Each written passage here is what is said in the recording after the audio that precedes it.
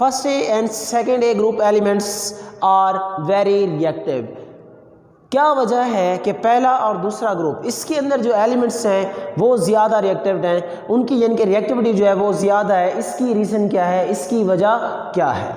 देखो बेटा, पहली बात क्या है कि जितना ही एटम का साइज़ ज़्यादा होगा, जितना ही एटम का साइज़ ज़्यादा होगा, उतना ही न्यूक्लियस और वैलेंस इलेक्ट्रॉन के दरमियान डिस्टेंस ज़्यादा होगा, और जितना न्यूक्लियस और वैलेंस इलेक्ट्रॉन के दरमियान डिस्टेंस ज़्यादा होगा उतना ही फोर्स ऑफ अट्रैक्शन लेस होगी, और जितना ही फोर्स ऑफ अट्रैक्शन लेस होगी उतनी ही आयोनाइजेशन एनर्जी कम होगी।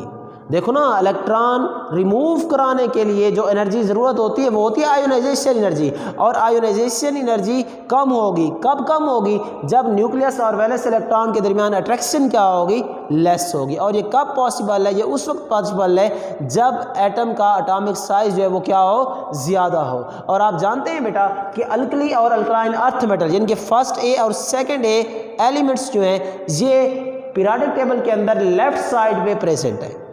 देखो ना, ये पहला ग्रुप फर्स्ट ए और ये हमारे पास सेकंड ए जो है ये पीरियोडिक टेबल के अंदर लेफ्ट साइड पे है। और आप जानते हैं इन जनरल ट्रेंड कि left to right atomic size क्या होता है, कम होता है, डिक्रीज होता है।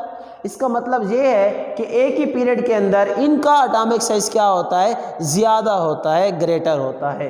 तो आप ये कह सकते हैं, अगर हम फर्स्ट ए की बात करें अल्कली मेटल्स की, हाइड्रोजन को नहीं लिखना है आपने, अल्कली मेटल्स की आपने बात करनी है। लिथियम हो गया, sodium, potassium, rubidium, caesium, francium हो गया। इसके अलावा बेरिलियम, मैग्नीशियम, कैल्शियम, रेडियम हो गया। अब देखिए बेटा, क्योंकि alkali and alkaline earth metal ये कहाँ पर प्लेस है, लेफ्ट पोजीशन पे है, लेफ्ट साइड पे पीरियोडिक टेबल के अंदर, और इनका एटॉमिक साइज ज़्यादा होता है as compare to other elements. अगर एटॉमिक साइज ज़्यादा है तो इनकी रिएक्टिविटी भी क्या होगी, ज़्यादा होगी। क्यों ज़्यादा होगी? क्योंकि इनका एटॉमिक साइज ज़्यादा होने की वजह से ये आसानी से इलेक्ट्रॉन को डोनेट कर सकेंगे, और जब ये आसानी से इलेक्ट्रॉन को डोनेट कर सकेंगे तो इनकी आयोनाइजेशन एनर्जी जो है वो क्या हो जाएगी, कम हो जाएगी, और जिसकी आयोनाइजेशन एनर्जी कम होती है उसकी रिएक्टिविटी जो है वो ज़्यादा हुआ करती है। समझ आ गई इसकी? देखिए, रिएक्टिविटी जो है ये डायरेक्टली प्रोपोर्शनल हुआ करती है। किसके डायरेक्टली प्रोपोर्शनल हुआ करती है? ये डायरेक्टली प्रोपोर्शनल हुआ करती है tendency of metal to lose electron, कि कोई मेटल जो है वो कितना आसानी से इलेक्ट्रॉन को लूज करती है, इसके ये डायरेक्टली प्रोपोर्शनल होती है। देखो ना, रिएक्टिविटी मतलब रिएक्ट करना, किसी एक एलिमेंट का दूसरे एलिमेंट के साथ रिएक्ट करना। अगर हम इन केस ऑफ मेटल बात करेंगे तो मेटल कैसे रिएक्ट करते हैं? ज़ाहिर सी बात है, इलेक्ट्रॉन को डोनेट करके वो रिएक्ट करते हैं ना। तो जितना आसानी से कोई मेटल इलेक्ट्रॉन डोनेट करेगी उतना ही उसकी रिएक्टिविटी क्या हो जाएगी, इंक्रीज कर जाएगी। तो यही बात हम कह रहे हैं कि ना, रिएक्टिविटी जो है वो डायरेक्टली प्रोपोर्शनल होती है किसके, tendency of metal to lose electron. इसके अलावा बेटे दूसरा आप लिखेंगे रिएक्टिविटी, ये इन्वर्सली प्रोपोर्शनल हुआ करती है किसके, आयोनाइजेशन एनर्जी के। समझ आ गया इसका? अब देखें, अभी मैंने आपको समझाया क्योंकि इनका साइज़ ज़्यादा होता है, साइज़ ज़्यादा होने की वजह से आसानी से इलेक्ट्रॉन डोनेट करेंगी, और जब ये आसानी से इलेक्ट्रॉन डोनेट करेंगी तो आयोनाइजेशन एनर्जी इनकी क्या हो जाएगी, लो। देखो, इनकी आयोनाइजेशन एनर्जी है लो, और ये क्या है, टेंडेंसी इनकी इलेक्ट्रॉन देने की ये ग्रेटर है। इसकी वजह से इनकी रिएक्टिविटी भी क्या होती है, ज़्यादा होती है। समझ आ गई इसकी? कोई मसला है तो बोलो इसमें। चलो नोट्स बनाओ, ज़रा लिखो इनको। फिर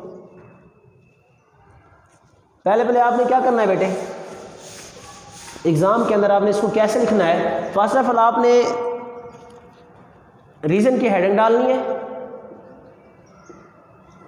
रीज़न के बाद आप लिखना है वी नो दैट, ये वाली चीज़ें लिख लेनी है। और फिर आपने यहाँ से स्टार्ट करना है because both alkali and alkaline earth metals, both alkali and alkaline earth metals have, इसको फोनेटिक स्ट्रक्चर में लिखेंगे ग्रेटर साइज, या आप ये लिख सकते हैं greater tendency to lose electron due to their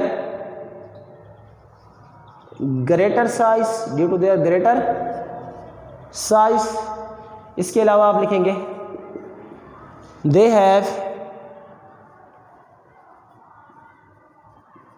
have low value of ionization energy due to the less force of attraction between the nucleus and v electron। और last में आपने ये लिखना है due to these reasons both alkali and alkaline earth metals are very reactive। Last पे आपने example डालनी है और एग्जांपल में दोनों ग्रुप्स को उठाकर लिख देना है। ठीक हो गया, चलो जी।